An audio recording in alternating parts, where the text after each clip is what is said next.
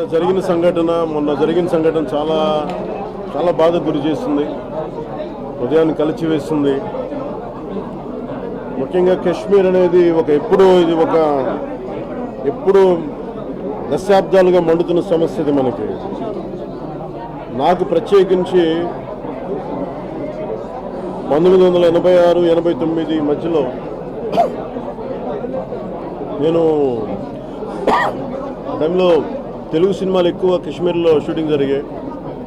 ఇప్పుడు ఈ జరుగుతున్న ఈ మినీ స్విట్జర్లాండ్ అనే పెహల్గామ్ కానీ సోనామార్గ్ ఇలాంటి చోట్లన్నా షూటింగ్ నేను కూడా పనిచేశాను అక్కడ ప్రొడక్షన్లో. ఆ సమయంలో నాకు తెలుసు అది బాగా ఇబ్బందిగా ఉండేది. మాకు కూడా మొదటి సంవత్సరం బాగానే అనిపించింది. 2, 3, 4 సంవత్సరాల్లో పని చేస్తే చాలా ఇబ్బందిగా ఉండేది. గొడవలు జరుగుతూ ఉండే, కొంతమంది ఇంకా తీవ్రవాదం మొదలవని సమయం అది. ఆ టైంలో కాశ్మీరీ పండిట్స్ కొంత పనిచేసేవాళ్ళు మాతోటి. చివరి సంవత్సరంలో 89 అనుకుంటా, వాళ్ళు అప్పుడు చెప్పారు, మేము ఎక్కువ కాలం ఇక్కడ ఉండలేము, మేము పారిపోవాల్సి వస్తే ఇక్కడ, ఎందుకంటే ఇక్కడ being Hindu in Kashmir is కూడా టఫ్ జాబ్, మేము ఉండలేకపోతున్నాం, మేము ఇంక మీరు కూడా రాలేకపోవచ్చు అని నాకు అప్పుడు చెప్పేవాళ్ళు. తర్వాత 90sలో అది మీకు కాశ్మీరీ వేర్పాటువాద ఉద్యమం, ఇక టెర్రరిజం పెరిగి. సో ఇది ఎందుకు చెప్తున్నానంటే,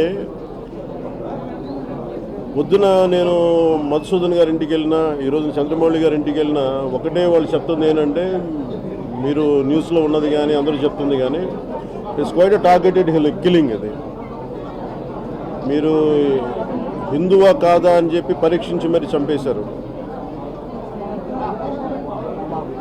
ఇది వాస్తవం అంతే. దీనికి 3 లక్షల మంది హిందువులు ఆ రోజు ఎక్సోడస్ గురయ్యారు. అందరూ బలవంతపు వలసలకు వెళ్ళిపోవాల్సి వచ్చింది ఆ రోజున. అలాగే ఈ రోజున కాశ్మీర్ పర్యాటకులుగా వెళ్ళి ఒక 4-5 రోజులు చాలా ఆహ్లాదకరంగా గడుపుతాం అనుకున్న కుటుంబాలు ఒక భయంకరమైన సంఘటనలో కూరుకొని కళ్ళ ముందే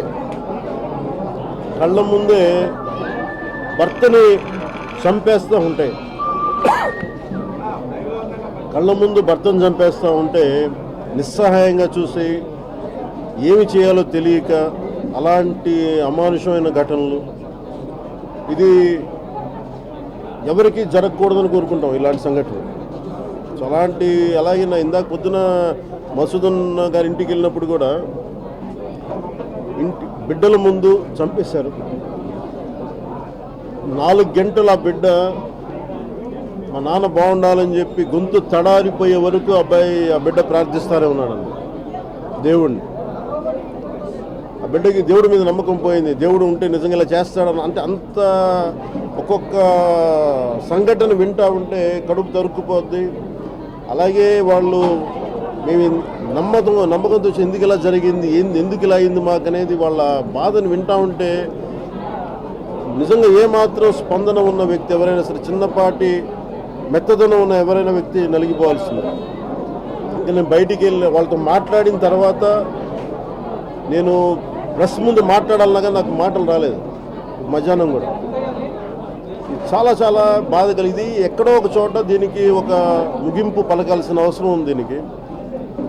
ఎందుకంటే ఇది మనం ఇంకా షుగర్ కోటింగ్ ఇంక మానేసేయాలి.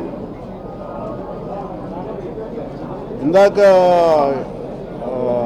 ఇంగ్లీష్ ఛానల్స్ కూడా న్యూస్ అడుగుతున్నప్పుడు బ్లేమ్ గేమ్ జరుగుతూ ఉంది, లేదంటే ఇలా చేశారు అంటే బ్లేమ్ గేమ్ జరుగుతుంది అని అంటే ఒకటే చెప్పారు, ఇది బ్లేమ్ గేమ్కి కానీ లేదంటే ఇది అందరూ ఏకంగా ఏకతాటిపై నిలబడాల్సిన సమయం ఇవన్నీ.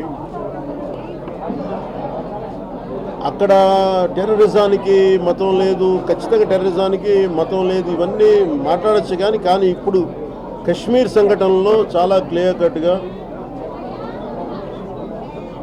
హిందువుల్ని టార్గెట్ చేసి చంపారు.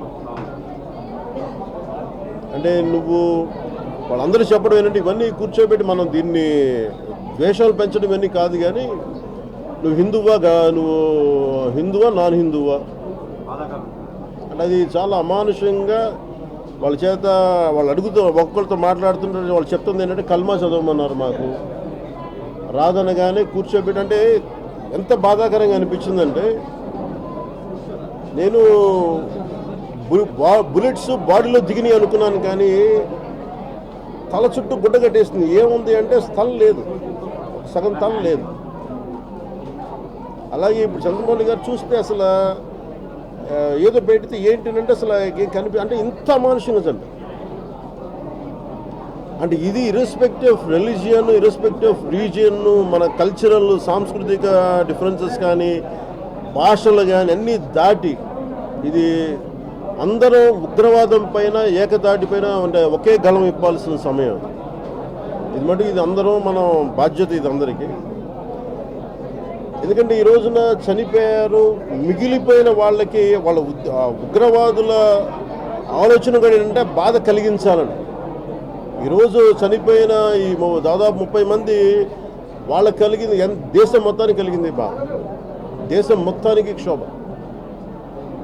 అంటే వాళ్ళు ఏ ఉద్దేశంతో ఇలా మనకు ఇలా జరిగితే హిందువులు ముస్లింలు కొట్టుకుంటారన్న ఆలోచన అవి జరగవు. కానీ బట్ ఖచ్చితంగా ఏ ఉగ్రవాదులు అయితే చేశారో వాళ్ళ మటుకు వ్యక్తి ఒక్కొక్కరిని ఖచ్చితంగా ఎరివేయటం కేంద్ర ప్రభుత్వం నరేంద్ర మోదీ గారి నాయకత్వంలో ఖచ్చితంగా జరుగుతుంది. అలాగే దీని వెనక ఎవరున్నా కానీ ఏ స్థాయి వ్యక్తులు, దేశాలు కావచ్చు, పాకిస్తాన్ లాంటి దేశం కావచ్చు, ఎవరున్నా కానీ చాలా ఖచ్చితమైన చర్యలు ఉంటాయనేది ప్రధానమంత్రి గారు మనందరికీ మధ్యాహ్నం కూడా తెలియజేశారు. ఇది ఇలాంటి సమయంలో ఇర్రెస్పెక్ట్ ఆఫ్ పొలిటికల్ పార్టీస్, మొన్నటికి మొన్న వక్ఫ్ ల్యాండ్ సమయంలో కూడా విభేదించిన వ్యక్తులు కూడా ఈ రోజున ఉగ్రవాదం సమస్య వచ్చేటప్పటికి అందరూ ఏకతాటిపై నిలబడ్డారు. ఇది ఖచ్చితంగా అందరూ అంటున్నది ఒకటే మాట, ఇది మీరు హిందువులా కాదా అని చెప్పి టార్గెట్ చేసి మరి చంపారు. It's targeted Hindu killing. ఇది there is no second thought about it. దీన్ని షుగర్ కోట్ చేయాల్సిన అవసరం, ఇది వాస్తవం అంతే. ఈ వాస్తవాన్ని అందరం గ్రహించి, అలాగే ఎవరన్నా సరే మనకి దేశంలో అంతర్గత సమస్యలు ఏమైనా మొదలవుతాయి, అట్లాగే జరగవు ఇవన్నీ. We are very clear. ఉగ్రవాదులు అనేవాళ్ళు ఖచ్చితంగా వాళ్ళు ఇస్లాం పాటిస్తున్న వాళ్ళు, అది వాస్తవం. కానీ వేరు. అలాగే మామూలుగా శాంతిపూర్వకంగా శాంతి భద్రతలను కోరుకునే ముస్లిం సమాజం వేరు. అది స్పష్టత మా అందరికీ ఉంది, ఎన్డీఏ ప్రభుత్వానికి ఉంది, మా అందరికీ క్లారిటీ ఉంది. కానీ ఉగ్రవాదులు మన కశ్మీర్లో చేసింది మటుకు హిందువుల్ని గతంలో కశ్మీరీ పండిట్స్ని 3 లక్షల మంది కశ్మీరీ పండిట్స్ని ఎలా టార్గెట్ చేసి కొన్ని శతాబ్దాలుగా అక్కడే పుట్టి పెరిగి సాటి ముస్లింలతోటి పుట్టి పెరిగి అలాగే ఉంటారు. అక్కడ మీరు వెళ్ళి చూస్తే కశ్మీరీ పండిట్కిను కశ్మీరీ ముస్లింకి తేడా ఉండదు, అందరూ ఒకటే జీన్, కాదు ఇద్దరు మతాలు వేరంతే. కానీ హిందువులు అని చెప్పి ఆ రోజున 3 లక్షల మందిని టార్గెట్ చేసి చంపేశారు కొంతమంది ఇంతే దారుణంగా. ఆ రోజున మనకి ఇంత మీడియా లేదు, ఆ రోజున మనం ఎవరు స్పందించలేకపోయాం. కానీ ఈ రోజున మనం అందరం కూడా స్పందించాల్సిన అవసరం ఉంది. దీన్ని అందరికీ మాట్లాడుతున్న మీరు ఇలాంటి సమయంలో చాలామంది ఉగ్రవాదుల గురించి నేను ఎందుకు 3 రోజులు నేను పార్టీ నాయకులందరికీ కూడా మా ఎమ్మెల్యేస్ అందరికీ కూడా ఎందుకు మీరు హాఫ్ మ్యాచ్ ఎందుకు చేయమన్నానంటే, ఇది రిపీటెడ్ గొడవ. ఎక్కడో మన ఉత్తరాదిలో జరిగింది, కశ్మీర్లో జరిగింది, మనకు సంబంధం లేదంటే ఒక బాంబు బ్లాస్ట్ అయినా లేదంటే మీకు అక్కడ కశ్మీర్లో ఒక తూటా పేలినా, ఒక సరిహద్దులో గొడవ జరిగిన భారతదేశం మొత్తం ఆ ప్రకంపనలు వినిపిస్తాయి. ఈ రోజున అక్కడ చంపితే ఒక 26-29 మంది చంపారు, మనకు సంబంధం లేదు అనుకోవడానికి లేదు. ఈ రోజున చంద్రమౌళి గారు వైజాగ్లో చంద్రమౌళి గారు చనిపోయారు,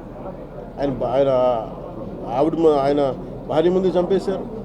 అలాగే ఇప్పుడు చూస్తే మధుసూదన్ గారి మొత్తం భార్య, బిడ్డలు, 2 ఆడబిడ్డ, మగబిడ్డ, 3 ముందు చంపేశారు. సో దీనికి అక్కడ జరిగింది, ఇక్కడ మనకు స్పందన లేదు, ఇది మనకు సంబంధం లేదు అనుకోండి. ఇది మనకు సంబంధం, దాని ఉద్దేశంతో నేను 3 రోజులు ఇది హాఫ్ మ్యాచ్ చేయమని చెప్పాను. సగం జెండాని మీరు చేసి ఇది మన సంతాపం తెలియాల్సిన అవసరం. ఆ రోజున నేను ప్రతిపాదన నేను నాయకులకు చెప్పినప్పుడు ఆ రోజున మన ఆంధ్ర రాష్ట్రంలో ఉన్నారన్న వ్యక్తులు కూడా నాకు తెలియదు. కానీ ఈరోజు ఒక్కొక్క ప్రత్యక్షంగా నేను వాళ్ళు చెప్తుంది ఏంటంటే నిజంగా కడుపు తరిగిపోయింది, చాలా చాలా బాధేస్తుంది. అందుకని ఇది అలాగే సోషల్ మీడియాలో కూడా మేడం అనిత గారికి కూడా చెప్తున్నాను. నా రిక్వెస్ట్ కూడా ఏంటంటే ఎనీ యాంటీ నేషనల్ స్థానికంగా ఉన్న సోషల్ మీడియాలో కూడా ఎవరన్నా సరే ఇష్టారాజ్యంగా మాట్లాడినా, భారతదేశ సార్వభౌమత్వానికి కానీ భారతదేశ సమగ్రతకు కానీ భారతదేశానికి సంబంధించిన అంతర్గత విషయాల మీద పిచ్చి పిచ్చి కామెంట్లు చేసిన, సోషల్ మీడియా కామెంట్లు చేసిన చాలా స్టర్న్ యాక్షన్ తీసుకోవాలని హోంమంత్రి గారిని, అనిత గారికి నేను తెలియజేసుకుంటాను. నా పరిధిలో లేదు కాబట్టి, ఆవిడ పరిధిలో ఉంది కాబట్టి ఖచ్చితంగా మీరు సోషల్ మీడియాలో any anti Indian rhetoric, anti Bharat rhetoric కనుక ఉండుంటే మీరు వెంటనే చాలా తీవ్రమైన మీరు సెక్షన్లతో కేసులు మీరు నమోదు చేసి, ఎందుకంటే మీరు ఇలాంటి సమయంలో పిచ్చి పిచ్చి ఆర్గ్యుమెంట్స్ కానీ పిచ్చి వాదనలకు కానీ ఇవన్నీ దారి తీయకుండా ఉండాలంటే ఖచ్చితంగా కొంత సోషల్ మీడియాని ఇలాంటి కట్టడి చేయాల్సిన అవసరం ఉంది. అది మేడం అనిత గారిని, సిస్టర్ అనిత గారిని కూడా నేను కోరుకుంటా ఉన్నాను. ఇది మీడియా వారికి కూడా నేను సోదరులకు కూడా మిమ్మల్ని అందరినీ కోరుకునేది కూడా ఇది చాలా చాలా పెయిన్ఫుల్. అంటే కొన్నిసార్లు ఇంక ఫ్యాక్ట్స్ మాట్లాడుకుందాం. ఉగ్రవాదం అనేది ఇది ఒక part and parcel of life. అందుకనే ఇందాక కూడా ఇంగ్లీష్ మీడియా వాళ్ళు అడుగుతూ ఉంటే ఎందుకు ఇలా ఉన్నాయి, ఎందుకు మాట్లాడడానికని అందరం భయపడతాం. అంటే ఉగ్రవాదులు మనల్ని టార్గెట్ చేస్తారు ఈ మాట మాట్లాడితే. ముందు నేను హాఫ్ మ్యాచ్ చేయమనగానే మనకి ఒకళ్ళిద్దరు ఎందుకు ఇవన్నీ మన సంబంధం లేదు కదా అని చెప్పాను. ఇది వన్స్ నేను ఒక పార్టీ పెట్టినప్పుడు and respecting Indian constitution, I think it is our responsible no matter where it happens. ఎక్కడ జరిగినా కానీ స్పందించాల్సిన అవసరం ఉంది. అంతేగాని ఇది మన వాళ్ళు ఉన్నారా లేదా అని కాదనేది. ఎందుకంటే మనకి జాతీయ భావం, జాతీయ దృష్టి కోణం ఉండాలి ఖచ్చితంగా. దాంట్లో భాగంగానే నేను దీన్ని ముందుకు తీసుకెళ్ళాను. రేపటితోటి 3 రోజులు అవుతాయి. కానీ పోయిన నష్టం, పోయిన ప్రాణాలు తిరిగి రావు. కానీ భవిష్యత్తులో ఇలాంటి దాడులు జరగకుండా, అలాగే ఇలాంటి సంఘటనలు పునరావృతం కాకుండా మటుకు కేంద్ర ప్రభుత్వం చాలా బలమైన చర్యలు తీసుకుంటుందని నేను గాఢంగా విశ్వసిస్తున్నాను. ఎందుకంటే ఇది మీరు స్టేట్ కంట్రోల్లోకి వెళ్ళినంత కాలం కాశ్మీర్లో ఇలాంటి సంఘటనలు జరగలేదు. స్టేట్ కంట్రోల్ ఎలక్షన్ జరగగానే అడుగుతుంటే ఎందుకు ఆ పర్టికులర్ ఏరియాలో ఎవరు లేరంటే అది స్టేట్ కంట్రోల్ కింద వస్తున్నది వాళ్ళు చెప్పారని, లోకల్స్ చెప్పారని చెప్పి బాధితులు చెప్తా ఉన్నారు, బాధితుల కుటుంబాలు. సో ఇవన్నీ ప్రత్యేకత వాళ్ళు చెప్పిన మాట చెప్తాను. ఇది కొంచెం క్రాస్ చెక్ చేసుకోండి మీరు కూడా. కానీ చాలా చాలా చాలా బాధ అనిపించింది అది. ఎందుకంటే కొన్నిసార్లు ఇంకా ఇది దేశ సమగ్రతకు సంబంధించిన విషయం, ఇది దేశ భవిష్యత్తుకు సంబంధించిన విషయం. అందుకని ఇంక కూర్చోబెట్టి very targeted Hindus were killed in Kashmir. It's quite painful. చాలా I think somewhere it has to we have to put an end to this in the most constructive way. అలాగే పాకిస్తాన్ పైన ఈ 5 అంశాల మీద తీసుకున్న చర్యలు ఖచ్చితంగా చాలా అవసరం ఇలాంటి సమయంలో. ఎందుకంటే చాలామంది సెక్యులర్ వాదులు కూడా ఇలాంటి సమయంలో చాలా ఎక్కువ పెద్ద మనసుతో మాట్లాడుతూ ఉంటారు. బోర్డర్లెస్ కంట్రీస్ ఉండాలి, లేదంటే బోర్డర్ ఫ్రీ ఉండాలి అంటే మీరు ఒకటే ఆలోచించకుండా ముందు మీ ఇళ్ళని తాళాలు లేకుండా మీ నేబర్స్కి కూడా నమ్మకంతో మీరు వదిలేసేయండి ఫస్ట్ మీ ఇళ్ళని. ఇలా ప్రతిపాదన చేసేవాళ్ళు. ఖచ్చితంగా బోర్డర్స్ ఉండాలి, ఖచ్చితంగా బోర్డర్ సెక్యూరిటీ ఉండాలి. అంతేగాని కూర్చోబెట్టి సెక్యులరిజం, సూడో సెక్యులరిజం ముసుగులు ఇలాంటి పిచ్చి వాదనలు చేయకండి దయచేసి. That is one request. భారత నిఘా వైఫల్యం, భద్రతా వైఫల్యం కారణంగా ప్రధాని మోదీ, అమిత్ షా రాజీనామా చేయాలి కాంగ్రెస్ పార్టీ డిమాండ్ చేసింది. అది ఒక పేలవమైన ఆర్గ్యుమెంట్. అలా అయితే ఇలాంటి సంఘటనలు ఎన్ని జరిగినప్పుడు అసలు కాంగ్రెస్ అనేది అసలు పార్టీని తీసేయాలని అడగాలి అలాంటివి. అందుకని అది ఒక irrelevant argument. I think we should not give any.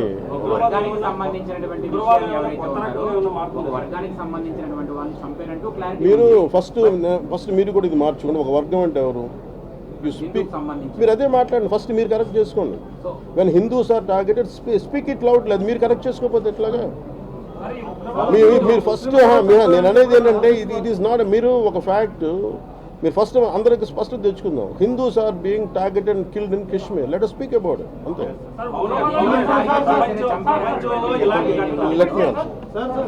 ఇది కాదు అని చెప్పేసి కొంతమంది వాదన అయితే బయట వినిపిస్తున్నటువంటి పరిస్థితి సార్. అది మీరు క్లారిటీగా ముద్దుల కుటుంబాలు కలిసి ఉన్నారు కాబట్టి వాళ్ళు చెప్పినటువంటి విషయం ఏదైతే ఉందో అంటే ఏంటి అలా కాదన్నా? అది కాదు అనేది వాళ్ళు ఏం చెప్పారనేది మీకు ఒక టార్గెట్ ఉంది కదా సార్. ఇప్పుడు ఉన్నటువంటి మాట్లాడినటువంటి విషయాలు ఏవైతే ఉన్నాయి, వాళ్ళు చెప్పినటువంటి విషయాలు ఏవైతే ఉన్నాయి వెరీ క్లియర్. వాళ్ళని అడిగారని మీరు కల్మా చదవమన్నారంట.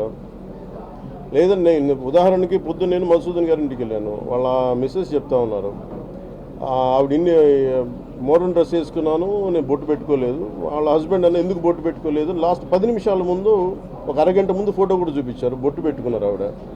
అంటుంది అన్న సార్ ఇప్పుడు నేను బొట్టు పెట్టుకున్నాను, నేను ఎక్కడని నేను కాదని చెప్పిన వాళ్ళు అడిగేది నువ్వు ముస్లిమే కాదా? ఇట్స్ అ ఫ్యాక్ట్ కదా, దాన్ని మనం తప్పు అనుకోవడానికి మనం ఏం లేదు దాన్ని, ఎందుకంటే అదొక ఫ్యాక్ట్ జరిగింది దాన్ని, అంతేగాని దీన్ని వైట్ వాషింగ్ చేయకండి. ఇంక హిందూ టూరిస్టులు కాశ్మీర్లో రాకూడదు అనేటువంటి ఒక అంశంతో కాల్పులు జరిగాయంటారు, ఏమంటారు? హిందూ టూరిస్టులు అది వాళ్ళ ఉద్దేశాలు ఏంటో అది గవర్నమెంట్ అట్లా ఎవరు అనుకున్నా కానీ కాదు, కానీ వాళ్ళెవ్వరు కూడా బేసిక్గా they have targeted Hindus. That is very evident and that's very clear. ఇది మనం యాక్సెప్ట్ చేద్దామండి. ఇంకా మనం అందరం సున్నితంగా మాట్లాడటాలు, లేదంటే లోపాయికారిగా మాట్లాడటాలు, లేదంటే చుట్టూ తిప్పి మాట్లాడద్దు. It is very targeted killing of Hindus like previous Kashmiri pundits. ఇది మన fact. I think we have to accept it and we have to take stern action. అంత మాత్రమే ఒక మాట అట్లా మీరు మళ్ళీ దాన్ని ఆ ఎక్స్ట్రీమ్ కూడా తీసుకెళ్ళదు.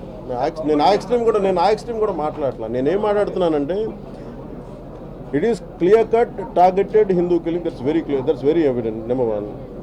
దాన్ని మనం ఎలా అడ్రస్ చేయాలి? ఎవరైతే ఇది కాశ్మీర్లో ఉన్నా ఇంకోటి కూడా చెప్పాలి. కాశ్మీర్లో ఉన్న నేను అడుగుతామంటే ఉగ్రవాదులు చంపేస్తే నిజంగా కాశ్మీరీ లోకల్స్ వచ్చి చాలా హెల్ప్ చేశారు. In that way I'm telling Kashmiri locals had really help. And wounded or people were to lift dead bodies, or even people were wounded and they really took them. అంటే వాళ్ళందరినీ తీసుకెళ్ళి జాగ్రత్త పరిచారు. Even Kashmiri local and there are Muslims again. అదే ఇది ఏంటంటే నేనేది చెప్తున్నానంటే, ఇది మీరు చంపిన వాళ్ళని టార్గెటెడ్గా మీరు హిందువులా కాదా, బొట్టుందా లేదా, నువ్వు కల్మా చదవగలవా లేదా, it is very clear cut targeted killing. దాన్ని ఇంకా మనం వైట్ వాష్ చేయాల్సిన అవసరం ఏముంది? That is evident. ఉగ్రవాదానికి జాతీయ ధర్మం భేదం ఉంటుందా? ఉగ్రవాదానికి జాతీయ ధర్మాన్ని భేదం ఉంటుందా? ఒకవేళ హిందువులనే టార్గెట్ చేస్తే అంటే అక్కడ కేవలం ఆడవాళ్ళనే చంపారు, మగవాళ్ళనే చంపారు, ఆడవాళ్ళు కూడా వాళ్ళు. నేను మా మసూదన్ గారి మిస్సెస్తో మాట్లాడుతుంటే అన్న సార్ వాళ్ళు అడుగుతుంది ఒకటి అంటే మాకు అర్థమైంది ఏంటంటే ఆవిడ చెప్తుంది, ఆవిడ మాటలేదు నా మాటలు, నేను ఇప్పుడు చెప్తుంది ఏది కూడా నా మాటలేదు, వాళ్ళు చెప్పిన మాటలే చెప్తా, ఉదాహరిస్తున్నా. ఆవిడేం చెప్పారంటే మమ్మల్ని చంపేయమంటే మేము మిమ్మల్ని చంపేయంటే మీరు వెళ్ళి మీ ప్రధానమంత్రి చెప్పుకోండి వెళ్ళి. ఇది ఒక స్టాండ్. ఇది కాకుండా వాళ్ళు ఏంటంటే ఆవిడ ఏంటంటే ఇంటికి మూల స్తంభాన్ని కొడితే ఈ పెయిన్ మీకు ఎప్పుడు ఉంటుంది కదా. అది ఎంత క్రూరత్వం చూడండి. మమ్మల్ని చంపే బాధ్యతలు కోరుకుంటే కళ్ళ ముందే బిడ్డని మన భర్తను చంపేస్తే భార్యను చంపేయంటే లేదు మిమ్మల్ని అంటే వాళ్ళకి ఏంటంటే ఈ జీవితాంతం ఈ బాధ ఉండాలి మీకు, ఈ బాధ మీ ప్రభుత్వం తెలియంటే ఇది చంపడం వెనక చాలా కోల్డ్ హార్టెడ్నెస్. ఇండియాలో చాలా ఘటనలు జరిగాయి కానీ ఇలాంటి ఘటనలు ఎప్పుడు జరగలేదు. మీరు చెప్పిన దాన్ని బట్టి అవును. ఫస్ట్ అడ్డుకట్ట పడాలంటే ఫస్ట్ ఇండియా భారతీయులందరూ కూడా కులాలు కానీ ప్రాంతీయత విభేదాలు కానీ భాషా విభేదాలు కానీ ఇవన్నీ దాటి మేజర్ ఇష్యూ వచ్చినప్పుడు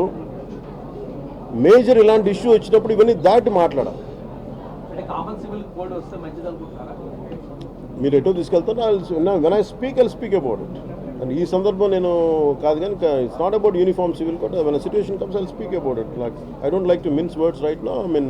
I don't want to get away, but I'll speak. But I feel it's not relevant at this junction.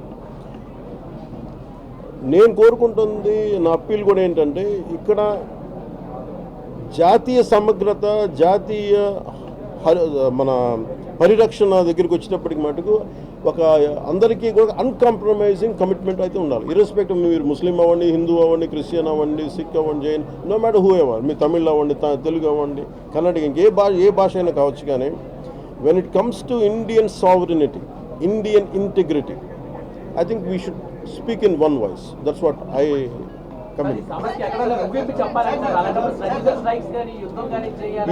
ఇది ముగింపు ఇలా ఉండదండి. దీనికి war is always ongoing. గుర్తుపెట్టి కొంచెం స్కేల్ అప్ అవుద్ది, స్కేల్ డౌన్ అవుద్ది, కానీ వన్స్ ఒకసారి యుద్ధం మొదలు పెడితే అది ఎవరి చేతిలో ఉండదు. అందుకని we should not scale up at the same time. Right answer should be given. Thank you.